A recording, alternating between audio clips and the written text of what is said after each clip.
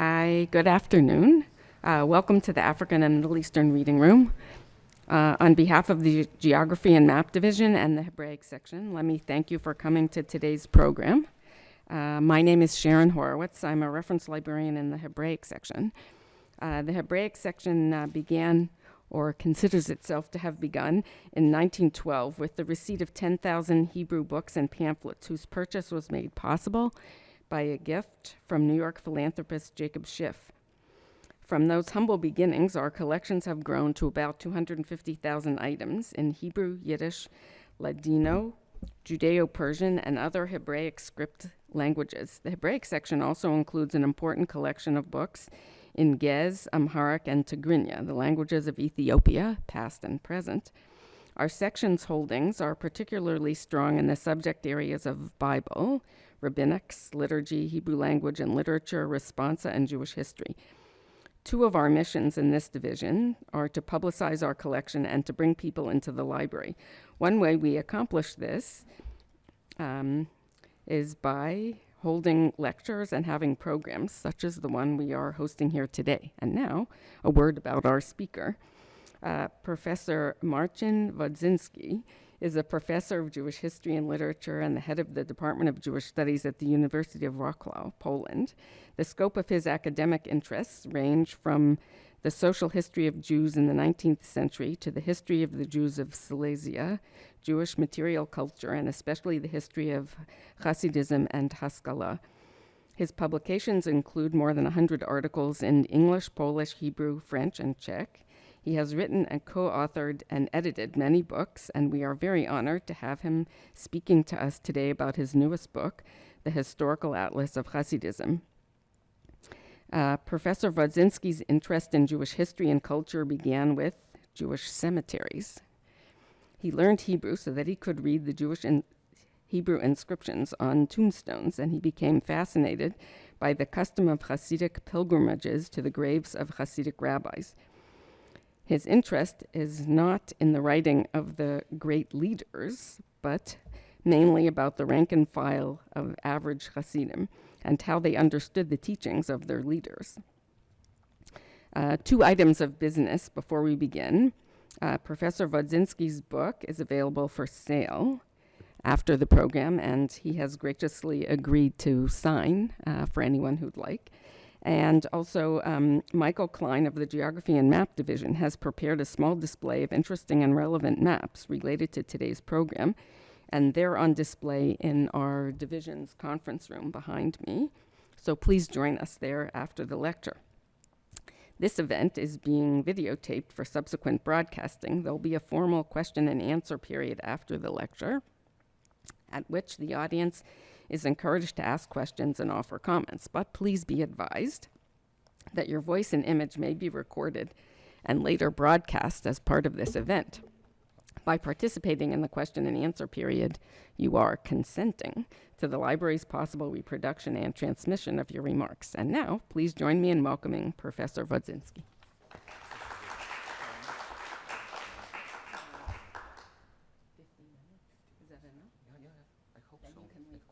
Of course.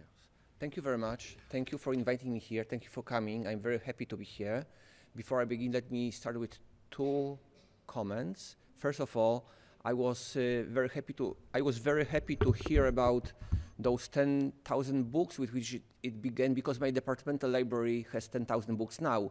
So maybe one day we will be as great as this place. And second of all, I'm not sure you've noticed, but I'll be speaking about geography of Hasidism straight under the name of Moses Mendelssohn. I'm not sure that the ceiling will stand it, but let's hope it won't fall on our heads.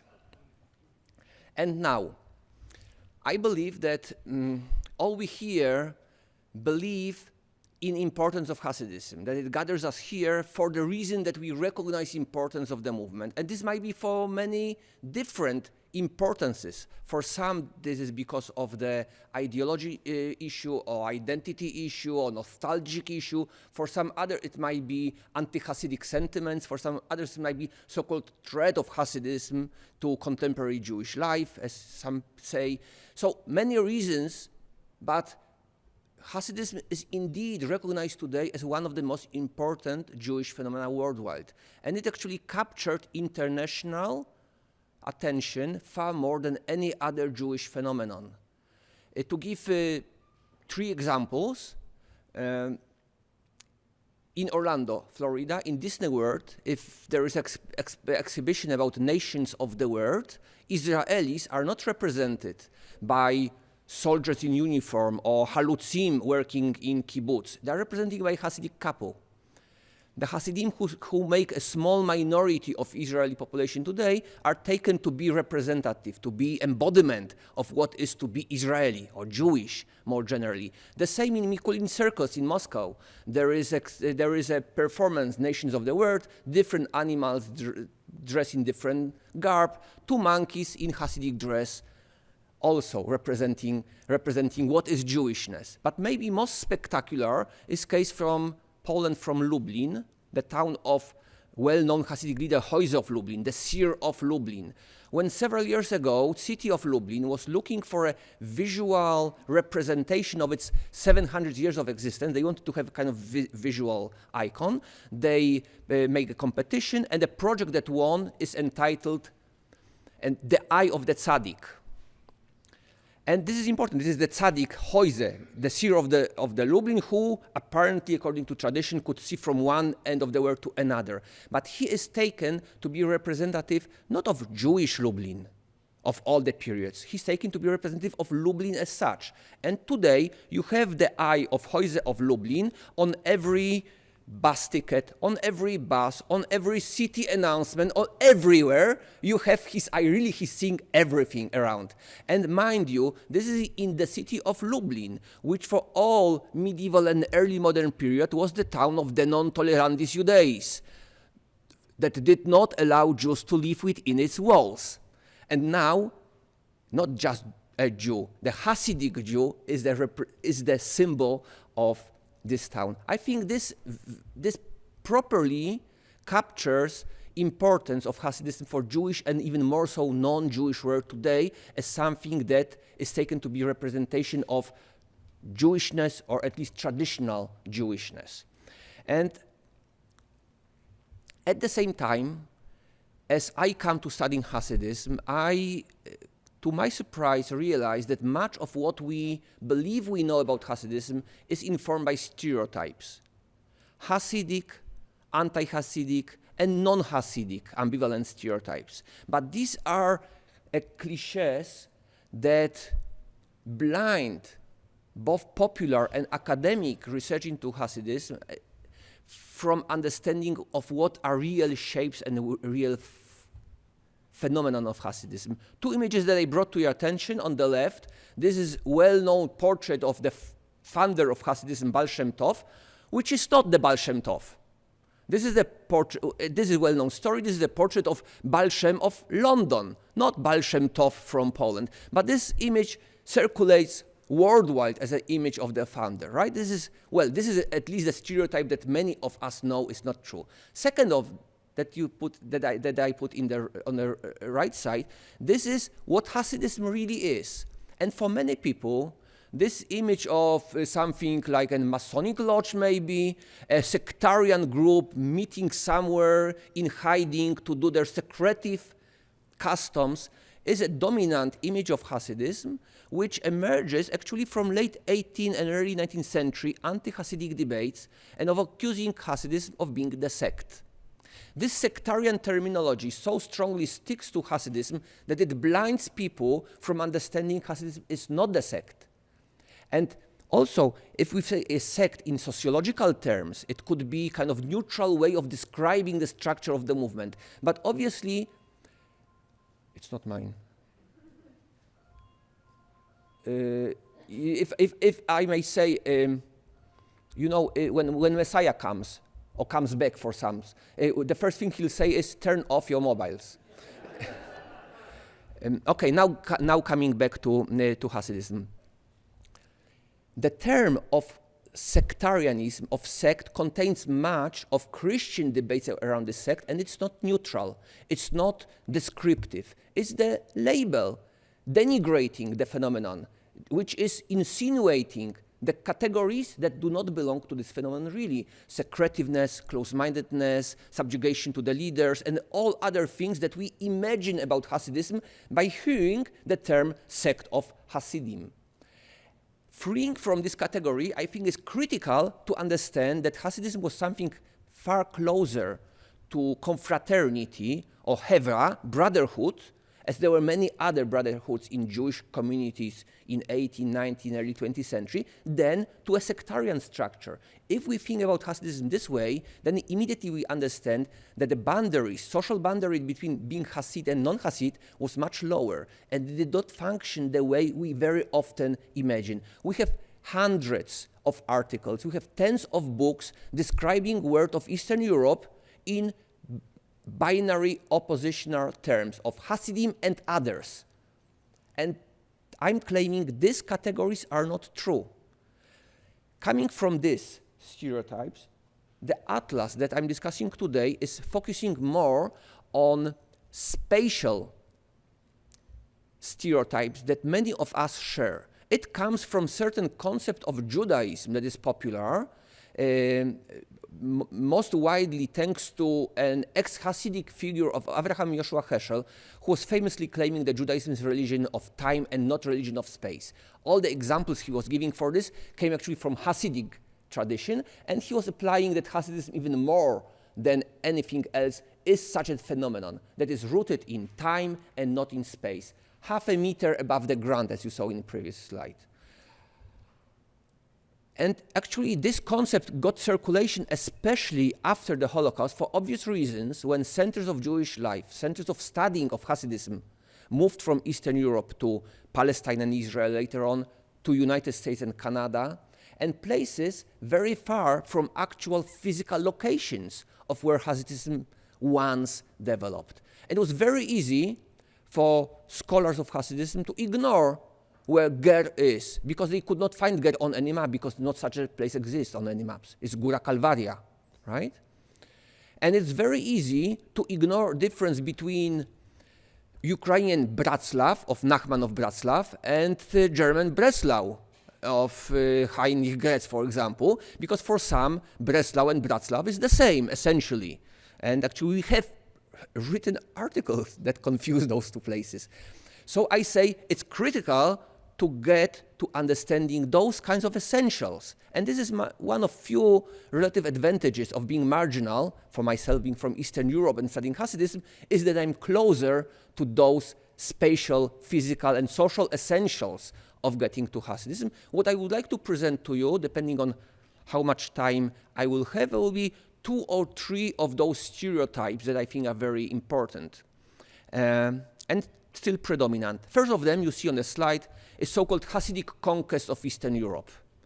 The Hasidim marching in their thousands to conquer town by town and turn it into Hasidic stronghold.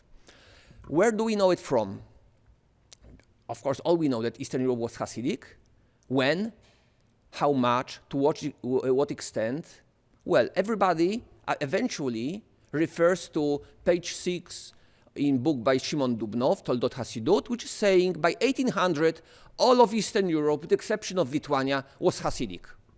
Okay, so my question is, where did you take it from, Mr. Dubnow? And then Dubnow gives references to Maskilic polemical literature, saying in late 18th, early 19th century, beware, Hasidim like a pest, they are spreading all over. Be careful not to allow them to come to your town. Okay, but are we really believing in hyperbole to capture reality? Or to influence reality, rather? Obviously, the function of polemical text by the Maskilim was different than to give proper description of demographical strength of Hasidism. So my question is, how can we come to mapping the phenomenon of the strength of Hasidism? The ideal would be to have all the Hasidim from late 18th century to the Holocaust, where they live and how many they were, and to make this map. But not such a map can ever exist because there are no a membership list for Hasidim, as you know. Instead, if we have any maps of Hasidism, all they start with mapping important tzaddikim. Several maps of this kind exist. My problem is with both categories. One, with what it covers and what is important. First of all, if you map on one sheet of map all the important tzaddikim of Eastern Europe, then you have Baal Shem Tov, active in mid-18th century, and Piaseczny Rebbe, active in 1930s, on the same map. This is as if mapping American life of the Civil War and today on the same map. It won't give reality. This is blurring development. It's blurring the fact that in mid-18th century, Hasidism was nascent, and in mid-19th century, it was huge force in Eastern Europe. So instead of mapping tzaddikim all in one map, I suggested to divide it into 5 periods and do it slice by slice. And second suggestion, if I'm dissatisfied with category of important tzaddik, and this you can obviously understand, who is important? How we evaluate? Is Bitzer Rebbe important? He wrote important book that many people in 20th century study. Was he important then, back in the 19th century? What we make importance of Tzadok HaKohen? Was he important for people around him? He was maybe a minor figure. He's an important Hasidic writer. But it's very difficult to make any sense, especially for cartography, of a category of importance. So my simple response is, if not important tzaddikim, then let's have all of them. It's ambitious because obviously we don't know all of the tzaddikim, but fortunately, Hasidism is a culture of memory, very much so. And remembering and commemorating Hasidic leaders is an important aspect of Hasidic religious life. For this reason, Hasidic communal memory preserves huge numbers of those. After going through 3 volumes of Hasidic Encyclopedia, which is actually biographies of several hundreds of tzaddikim, we, meaning Uriel Geller and myself, who made this set of maps, we came to a number of 1,787 tzaddikim active in Eastern Europe from the Besht up to the Holocaust. And we divided those tzaddikim into where they lived, exactly in which places, and the periods they live. And out of this comes 5 maps. This is chapter 2.1 in the Atlas that you will see in a minute, that give totally different image than the Hasidic conquest of Eastern Europe by 1800. First map is 1740 to 1772. And what you see on this map is essentially that you don't see much. Few dots. The dot is the place of life of a tzaddik, of Hasidic leader. The bigger dot, the bigger number of tzaddikim. Here you have 1 or 2 or 3 tzaddikim living in a place, right? And all of them in area of Podolia. I have to stay here. Do I have a way to show it on the screen? Yes. Podolia and Volhynia. Very few of them in Red Ruthenia to become Galicia, southern Belarus, central Poland. There are very few dots, very few Hasidic leaders at that time. If we move to the next period, 1772 to 1815, which according to Dubnov, all this area of Eastern Europe was Hasidic already, we have visibly higher number of Hasidic leaders, but we have also huge areas not covered by the dots at all. So we first of all see that instead of Podolia here, it is more Volhynia in this area that is becoming more Hasidic. And there's very significant move northward and westward of Hasidic leadership, because the main principal area for Hasidic leadership today, that period, is Galicia, here, and southern parts of central Poland. But look at northern part of central Poland. Look on Belarus, look on Lithuania. There is none. So this is obviously not the high point of Hasidic conquest of Eastern Europe.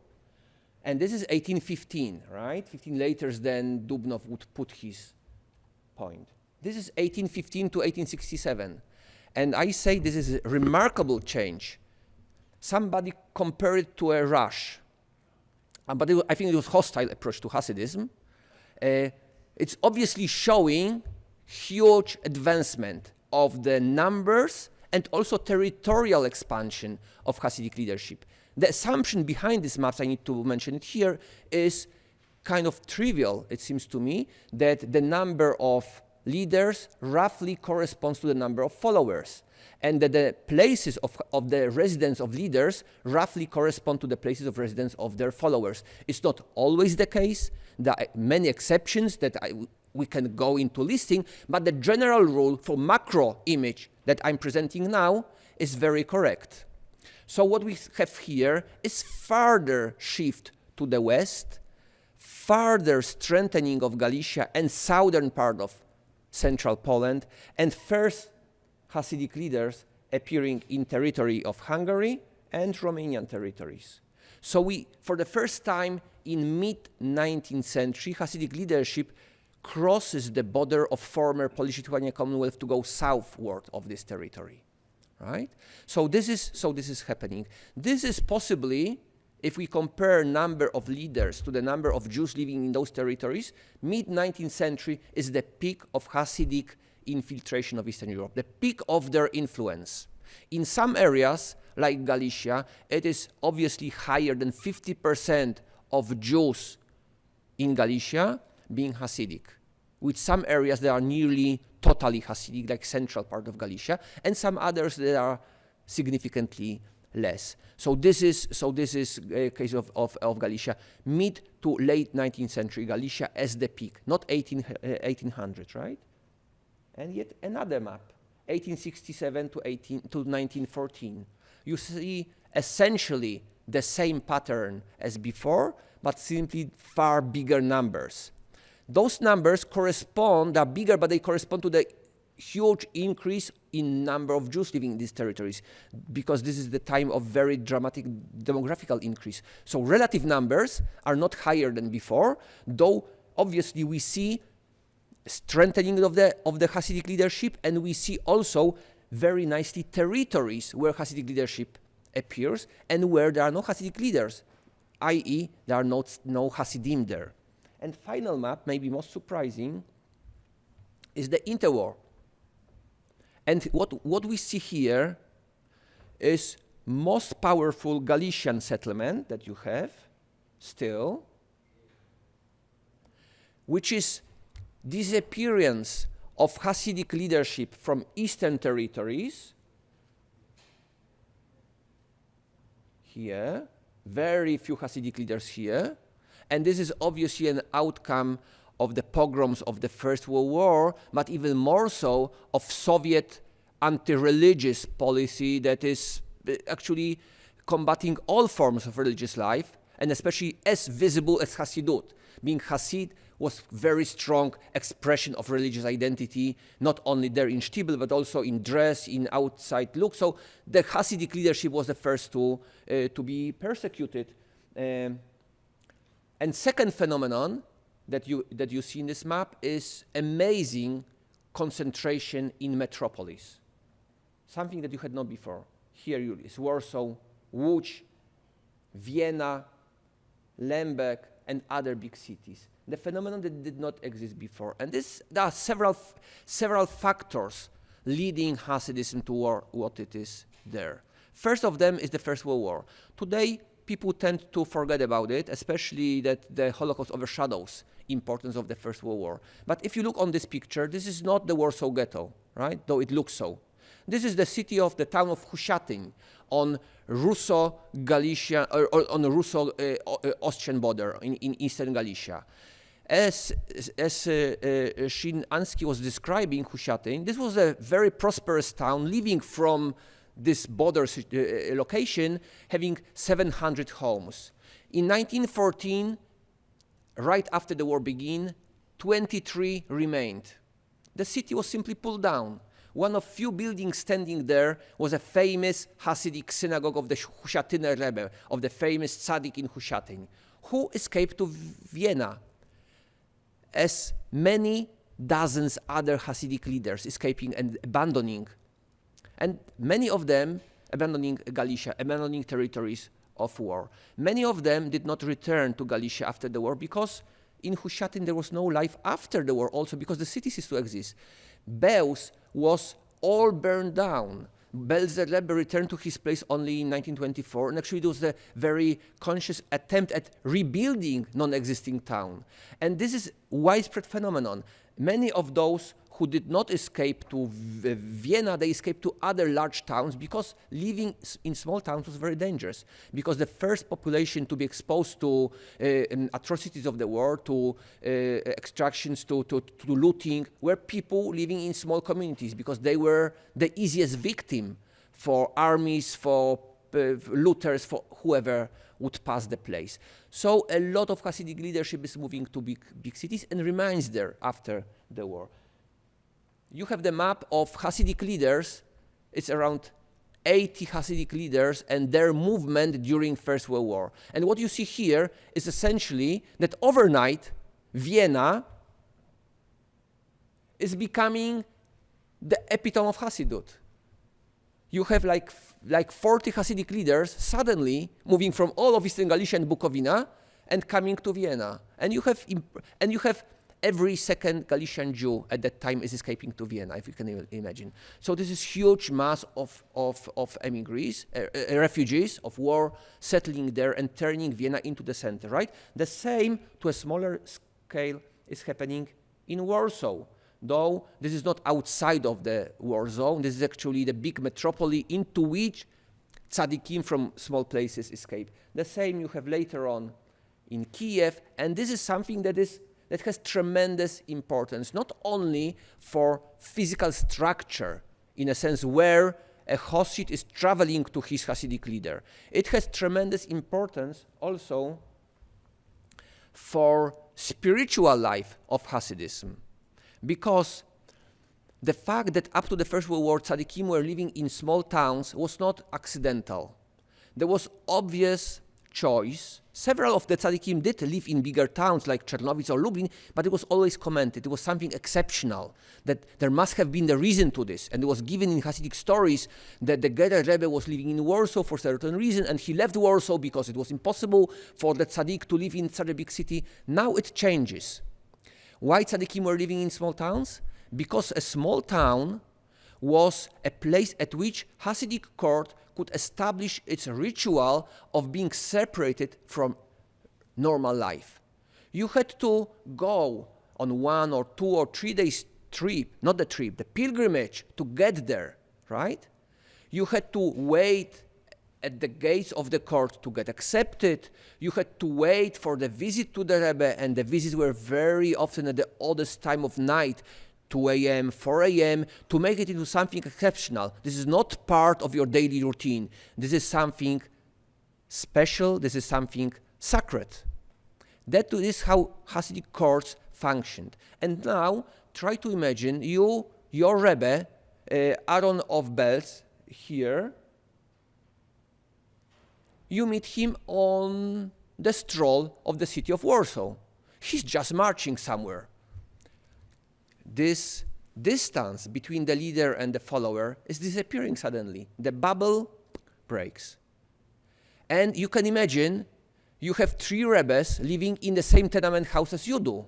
So what you do? You start hopping. There is a phenomenon that today sociology of religion calls Hasidism or religion a la carte. And I say Hasidism a la carte emerges as a huge phenomenon during the First World War and after. We have many memoirs testifying to the fact that Hasidim are not so much Hasidim of the Rebbe anymore. They are Hasidim in more generic sense. They come to one Rebbe once, to another Rebbe for another occasion. This one is nicely singing, so we go to sing with him. The other is giving better sermon, so we go to listen to his sermon. The other one is miracle maker, so we go to him for a miracle if we need a miracle at this occasion, right? So this changes entirely the structure of spiritual interaction between leader and follower. And this is what I believe you can read from those maps. And then with the information that the maps provide, you get back to narrative sources which give you plenty of this information. The Rebbe on the side is Machnowka Rebbe, actually the last Hasidic leader to leave Soviet Union in '64 when he was freed from exile. So this is a huge phenomenon that is changing Hasidism, and more importantly, I say that what we know as Hasidism today is a big extent an outcome of this change, of things that happened during First World War. what we have as metropolitan Hasidic leadership happens exactly then. What we see as development of modern yeshivot, it happens exactly there. As a change in ideologies of Hasidism, it's happening exactly there. The interwar period creates structures of contemporary Hasidism. But obviously, the Holocaust ends Hasidism in Eastern Europe and makes this new reappearance in Palestine and North America, Israel and North America. So this is obvious another turning point. But if we think about institutional way how Hasidism functions, most of the changes happen before the Holocaust. They are not the outcome of the Holocaust.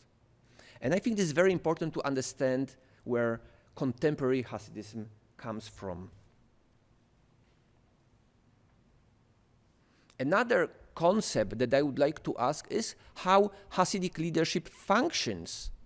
And this is again rooted in a stereotype of, this heavenly leader somewhere above the heads doing things, but we know very little actually about the interaction of the two. Even if he was a celestial leader, being, the channel between the heavenly bounty and us here, he's bringing the blessing of the God of God to us. It's obviously the actual relations that I wanted to study, and this I believe can be approached only if we realize that in that golden period of Hasidism, from late 18th century up to the Holocaust, the vast majority of the Hasidim did not live at the court, and very often they did not live close to the court.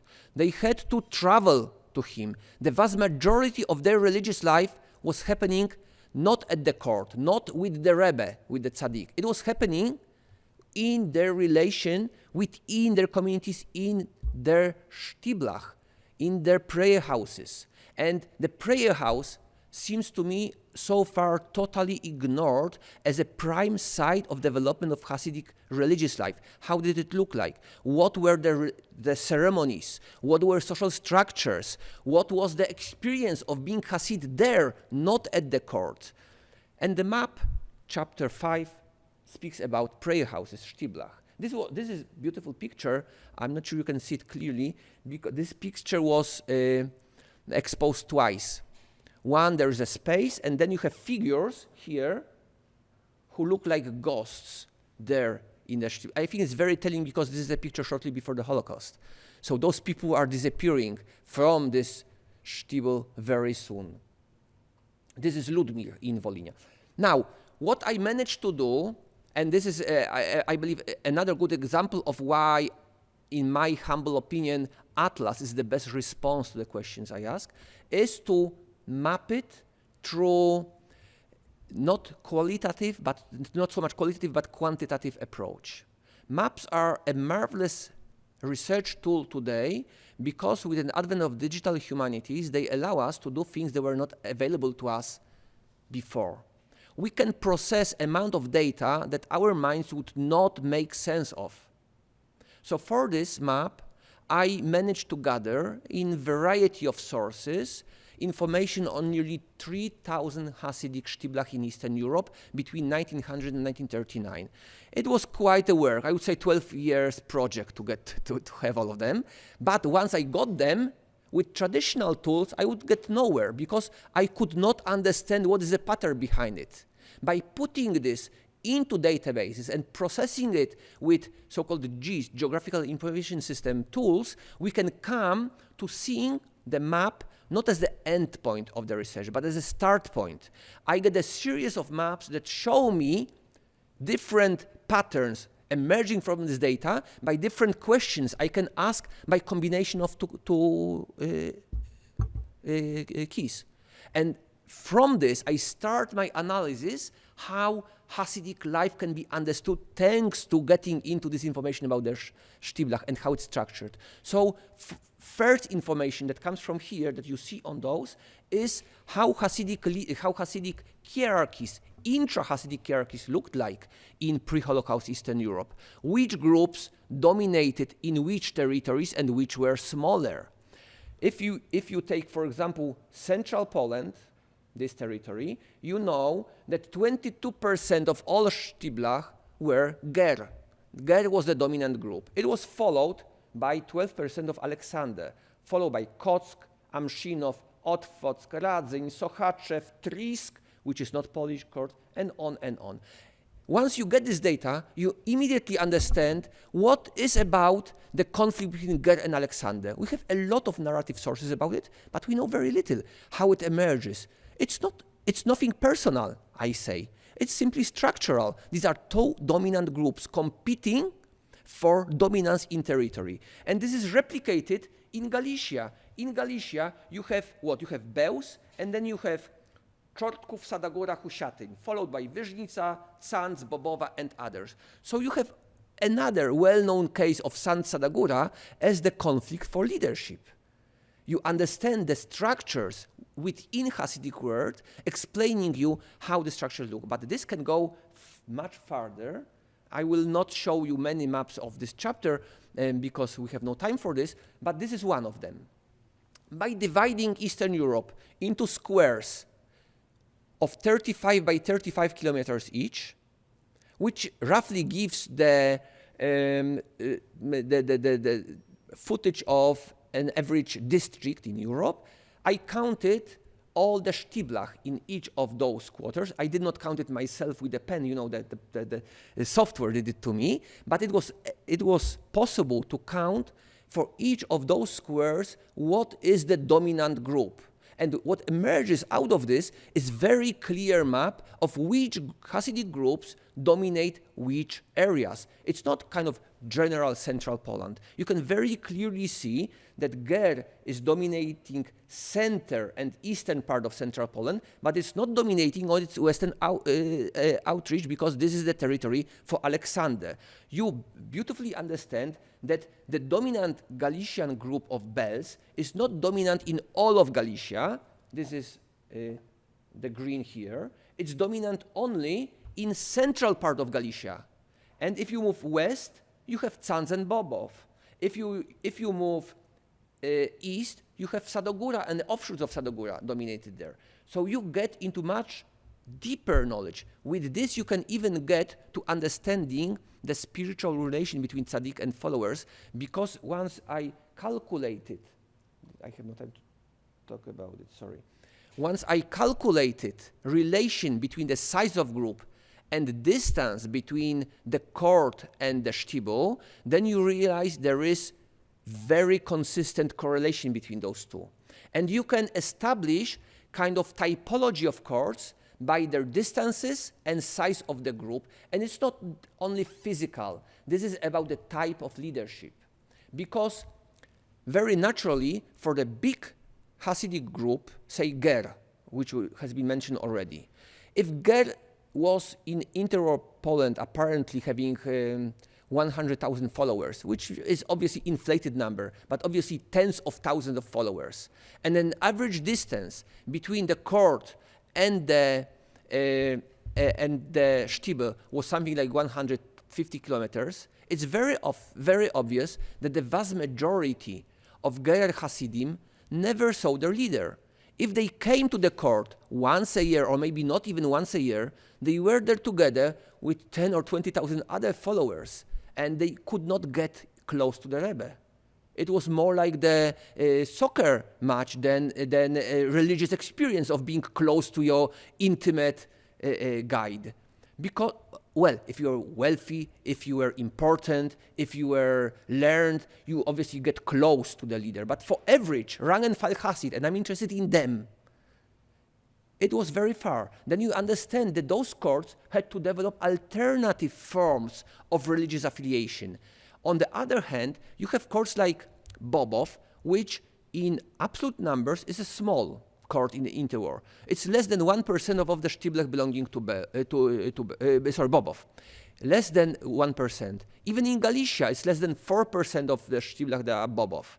But if you go into the westernmost part of Galicia, into Kraków voivodeship, then you have 16% of them being Bobov, and this is the dominant group because all others are smaller. There are areas, districts in westernmost part of Galicia where Bobov is more than 50%. What does it say? Bobov is less successful than Bełż, No, it establishes different relation between the leader and followers. For Bobowe Rebbe and for Bobowe Hasidim, it is more important to be in a group of big cohesiveness, to be close, to be recognized at the court, to be able to travel there. There's different type of religious charisma, different charismatic leadership, distant charismatic leadership and close charismatic leadership that different groups display. And this is confirmed in narrative sources. If you go to Isko book of Pinchev, for example, you read that the Pinchever Rebbe was very proud of knowing all of his Hasidim by name. He knew all of them. He knew all the problems, the tsuras that they had coming to him. They were close to him, and he was close to them, and they appreciated. But this was a very small group at the same time. Should we say Pinchev was less successful than Bobov? I say no. This is simply different model of religious leadership. And this you get again from maps and from numbers, which I believe for many is surprising. Okay, so coming to the final section that I would like to speak for a little. We have still 10 minutes, right?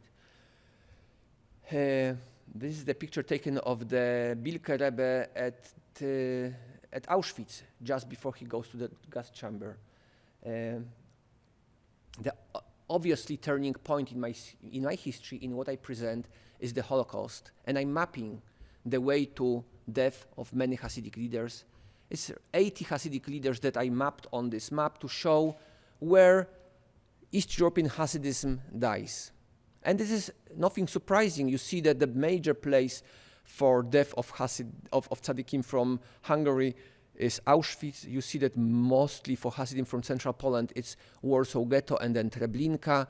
You see the places that we know, but I think it's very important to map it, not only to know it, but to prove it, how it looks. So, and it's very important, to me, this is very important chart to show death, but also to show resurrection. Because after chapter 7, there's chapter 8. And we have it beginning with this picture of young Hasidic boys in Mea Shearim. Boys, not girls, because girls don't go out so easily, right? Which is another topic which appears in Atlas, the gender issue.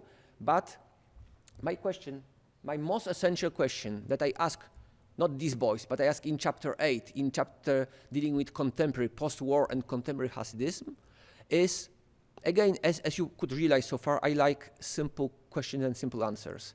So the simplest question to ask that I heard many times, and possibly some of you asked this question already, is how many there are?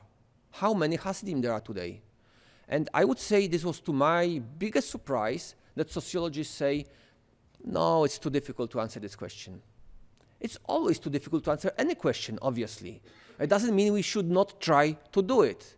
And obviously there are good studies trying to answer this question. There's a beautiful article that is based on census polls and combining this with different information. This trying to do it for United States.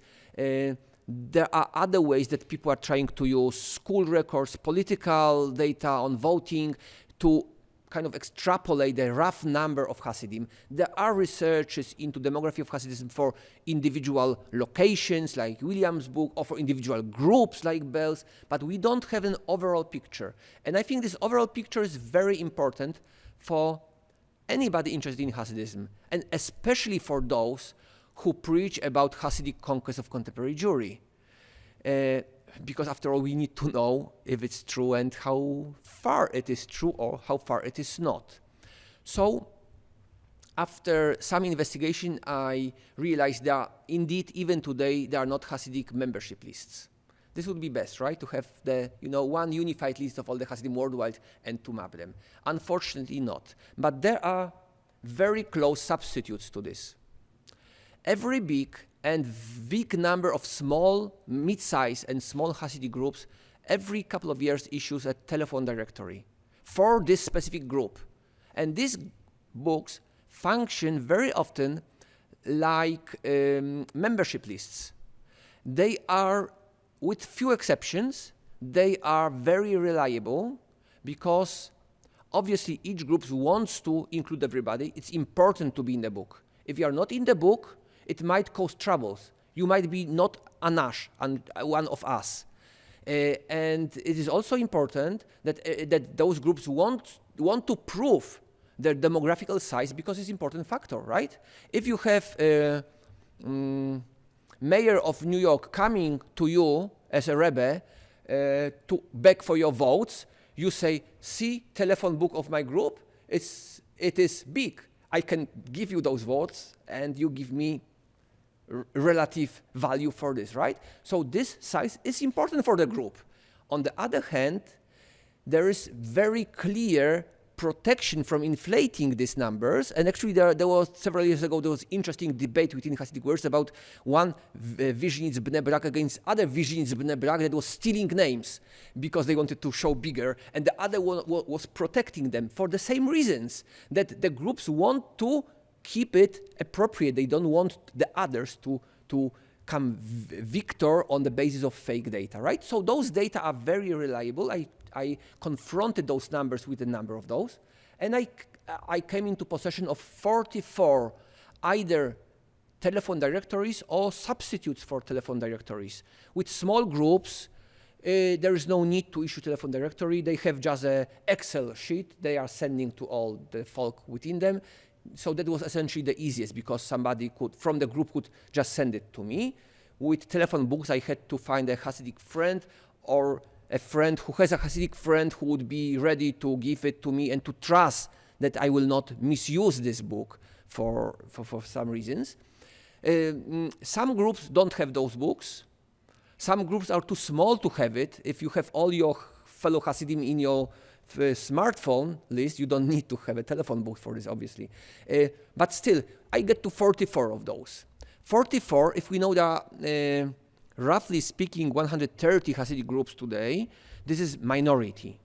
But if we realize this is 44 of 100 that covers all biggest and mid-sized groups, that I did not miss any group that is larger than 1,000 families, then the number of 44 comes to more than 90% of Hasidic population worldwide.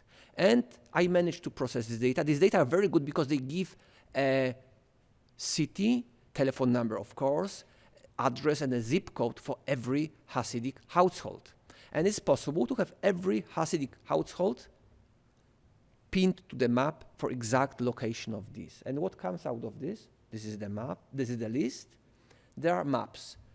Most generally, the number that comes out of this is 129,000 Hasidic families worldwide.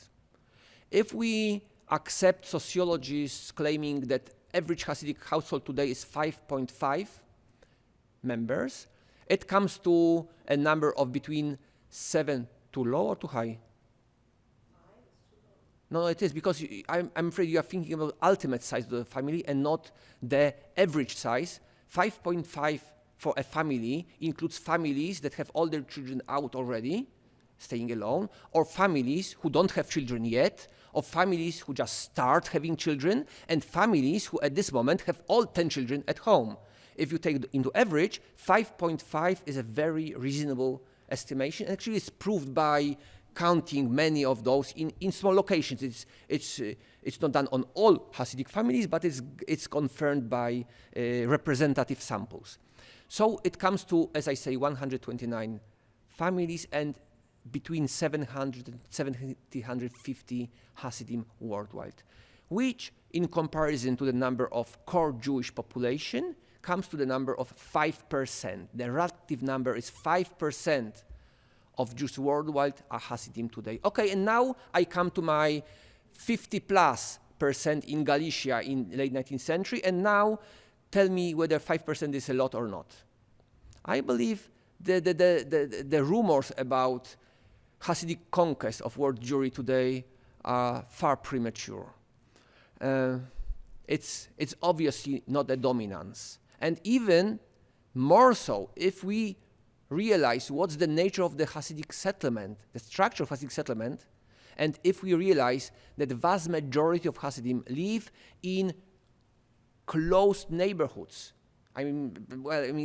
dense neighborhoods of their population, in so-called enclaves. The term is not proper, but like cities like Kiryas Joel or Williamsburg or Borough Park, then we need to realize even more so that with those 5%, Hasidic presence is very strong at some places, but it's highly localized. Outside of those places is tiny, it's almost non-existent. Those numbers, when spread into individual countries, come to United States having around 42%, Israel having around 48% of Hasidim. In both of those countries, the Hasidim constitute 5%. The size of the square is the size of the Hasidic community. The color is the ratio, is the percentage, right? So yellow is 5%. Deep yellow for United Kingdom is 10%. There are many green small squares, which says small community and very small percentage.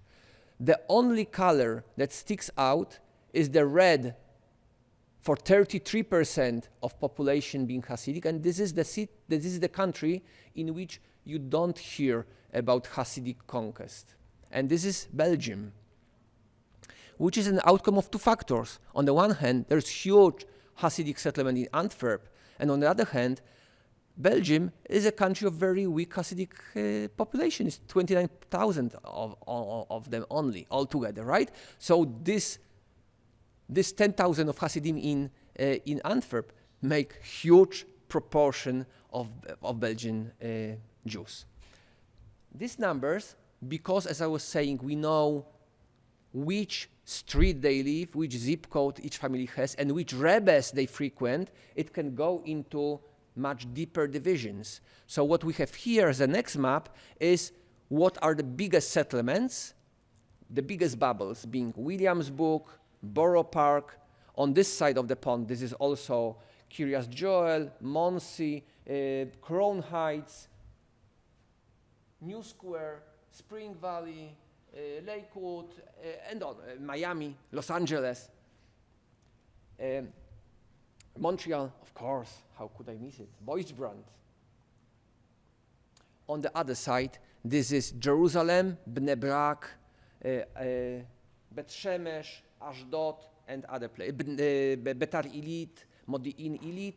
This is what you get. But what you get also with the pie charts is that you can divide how it splits into individual groups, and you can understand dynamics of different groups. You can compare it to ideology of those groups, and then you understand why Satmar, which is 2 of 3 Hasidim in Williamsburg are Satmar, and you go to Israel and you have very few Satmar Hasidim, right? And you see how they are distributed. And then you go into Betar Illit and you go into Modi'in Illit and you have no Satmar Hasidim at all, and you understand it is connected to the location of this place behind or not behind the green line and in occupied territories, right? So it goes into division, and it allows us internal hierarchies of Hasidic politics there. And you can come into numbers, with New York City having 26% of world Hasidim, Jerusalem next, then Borough Park being part of this New York City, right? Williamsburg, Brooklyn, Bnei Brak, Monsey, and on, right? Antwerp, you have almost 1,800. Montreal, 2,000. Coming back into this map.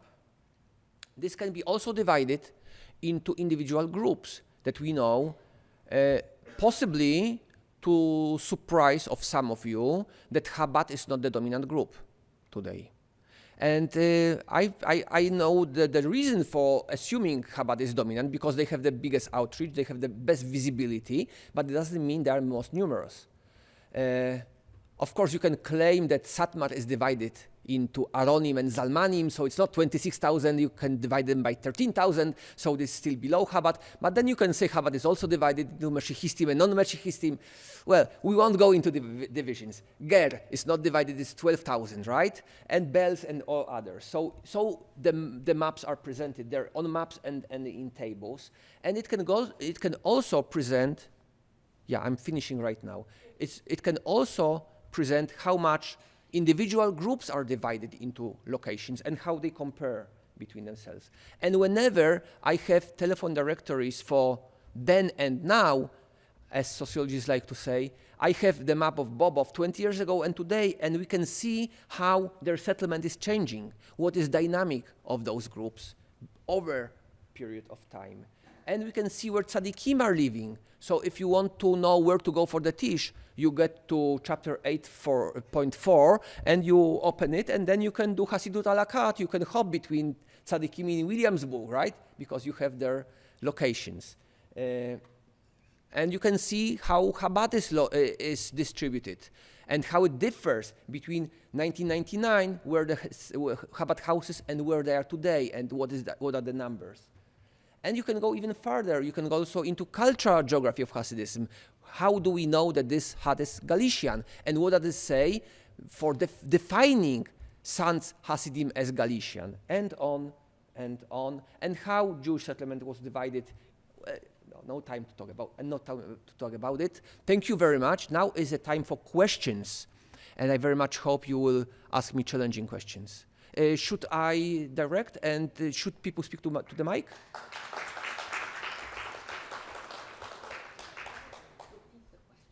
Okay, I will repeat the question. So that it's on the video, that's all.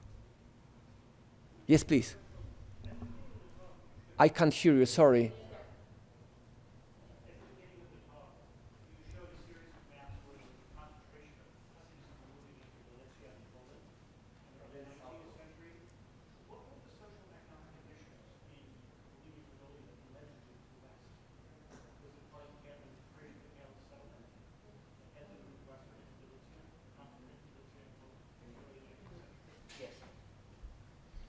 The question is about possible correlation between economical factor and the move of Hasidic leadership from Russian territories, Podolia and Volhynia, westward to Galicia and central Poland. I don't think there is such a factor. Galicia at that time is the poorest area of Austrian Empire and proverbially poor area. So this is not for economical reasons. And even more so, I want to point to possible misinterpretation in your question, because you speak about the move, and I was speaking about the movement itself, but it's not people moving. This is centers moving. They disappear here and appear there. So it's not actual people moving the place. Leaders in Galicia die, and in Podolia die, and there have no new leaders appearing in their place, while many more new leaders appear in Galicia, in central Poland. So the movement is not of actual people with their feet, it is more movement of the movement of Hasidism, right? Yes, please. I'm interested in how many got out, and how did they get out, and how... You mean the Holocaust? I mean, how come there's any left? Because the Nazis deliberately came to massacre these little villages, first with guns and trenches, and then finally with... Well, I'm just amazed that so many people... How did they get out? Okay, thank you. Thank you for question. The question I need to repeat to the microphone is, how did it happen that any Hasidim survived the Holocaust? And this is a very good question, because it's very few of them that they did. Hasidim, we know very little actually what was happening to Hasidim. We have great research about Hasidic thought and the Holocaust, and the leading scholar of this issue sits with us here. But I say together with this, we know amazingly little about actual faith of the Hasidim during this time. And this is something that is more general, not only for Hasidism, this is more general scene of historiography that is tending to abandon religious groups and the religious life and to ignore it, especially for modern times. I think we know too little about what's happening to them. We can assume, and we have some anecdotal materials confirming that, as you were indicating, Hasidim were very often the first victim of the Nazi oppressors because they were most visible. If somebody was a Jewish doctor, dressed in European dress, speaking Polish or Czech or whatever, or Russian, living life of their neighbors, it was very difficult for German army to recognize he's Jewish. Maybe Polish or Ukrainian or Lithuanian neighbors would help Germans eventually with this. But at the first stage, it was not obvious. The first Jew to be approached and ridiculed and massacred or killed were obviously Hasidim, because they differed by the outfit, by how they looked like. So that's very clear. Also, if you go further, you obviously understand that for this well-educated Jewish physician, it was much easier to hide, because he had two things to offer. He looked like a Gentile.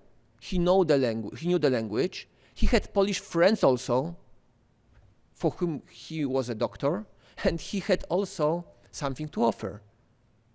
It was good to have a doctor in hiding, right? Just in case. And we have actually testimonies.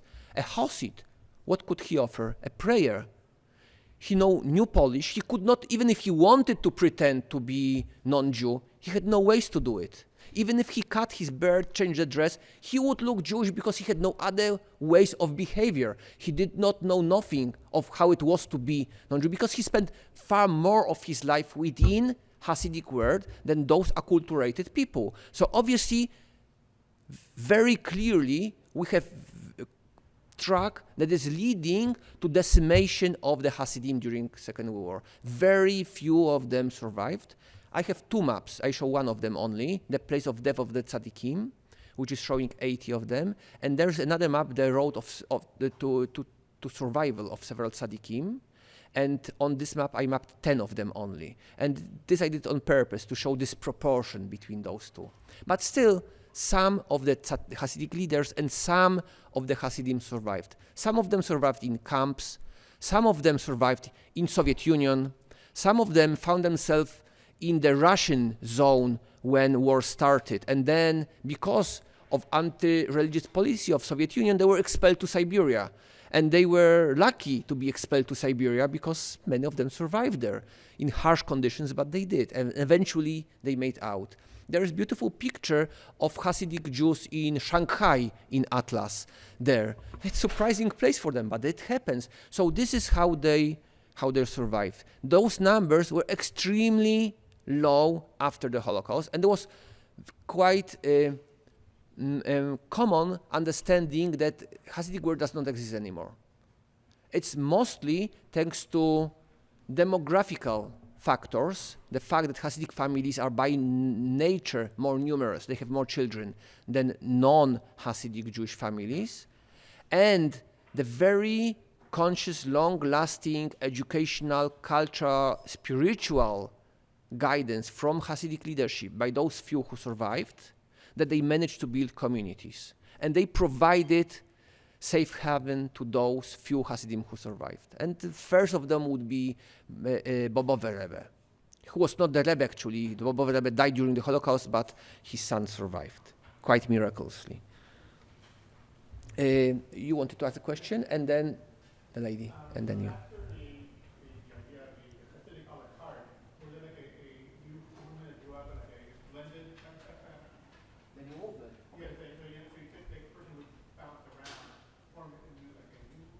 Mm-hmm. Thank you. The question was if out of Hasidism a la carte a new Hasidic movement or semi-Hasidic movement emerged.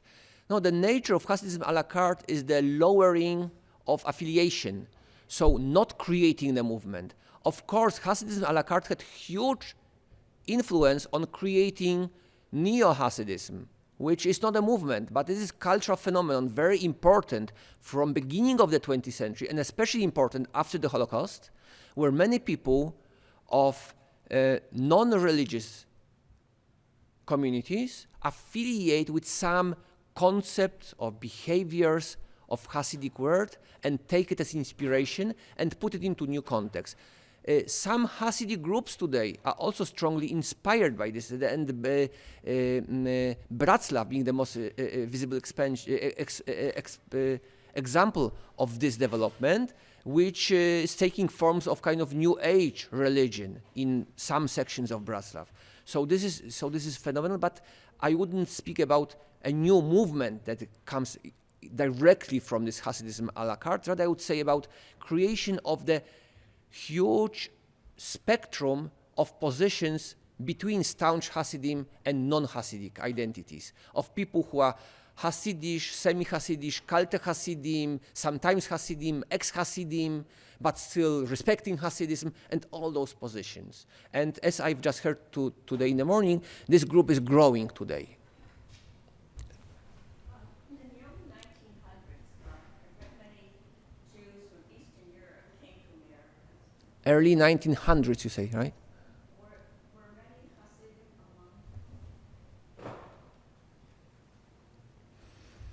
among? There were many, well, Hasidim were underrepresented in immigrations from late 19th century, because for many Hasidic leaders, United States was not the Goldene Medine, the golden state, it was the Trefene Medine, the treif, non-kosher country. And this was for the reason that United States, or America in general, was understood as secular place, the place where you are supposed to lose your traditional Jewish identity, which was indeed the case. Still, many people from Hasidim and of Hasidic origin were coming and they were establishing their Hasidic prayer houses. And in Lower East Side, this is the map for 1918, there was a number of those. It is still, they are underrepresented. And it's very clear that if you go deeper into those Hasidic Shtiblech, there are, how to say, ex-Hasidic. They keep Nusach Sfar, they keep Hasidic prayer tradition. They keep tradition of being from localities and having association to a specific Rebbe, but they are not behaving Hasidic anymore. At the same time, they very nicely, I'll give you the voice after one, okay? On this map, you see Hasidic Shtiblach divided in Lower East Side into those who are in the eastern part, and they are Hungarian and Galician, and those who are in the western part and are Polish and Russian. So even on this side of the pond, they keep their distinctions, geographical distinctions from the old world. So obviously they are, and it's covered in the atlas. Yeah, Jessica. Thank you so much for the presentation of the atlas. I was wondering, related to the question after the Holocaust, about the possibility of mapping and providing numbers related to Kivu outreach, especially for Satmar and Chabad, if it was something that was possible to, in terms of For Satma, I don't. The question is how far it is possible to map outreach of Hasidic groups today or after the war more generally, especially for the biggest groups of Satma and Chabad Lubavitch. For Satma, I don't know sources for this, unfortunately. For Chabad Lubavitch, it was relatively easy thanks to phone books again, because I found 2 of them listing all Chabad houses worldwide in 1999 and 2016. And the deep blue is the size of the number of Hasidic houses in given countries in 1999, and the light blue is 2016. And you see how it changes. In some countries, like United Kingdom, there's no growth at all. In some countries, there were no places before 1999. You also see the color of the country represents ratio, the relative number of Chabad houses by the size of Jewish population. So the most intense colors you have where? Indochina, China, Nigeria, surprising places. I think, but also to an extent, Kazakhstan, India, Ukraine, it very strongly proves that Chabad is strong wherever Jews are weak as a community. Chabad is developing on the peripheries of Jewish world. They are conquering territories where Jewish communities are weak. And this is actually something that is exactly opposite to the dominant Hasidic trend, because Hasidim today avoid by all means places which have weak Jewish presence for obvious reasons. To be a Hasid, you need a really good Orthodox Haredi infrastructure.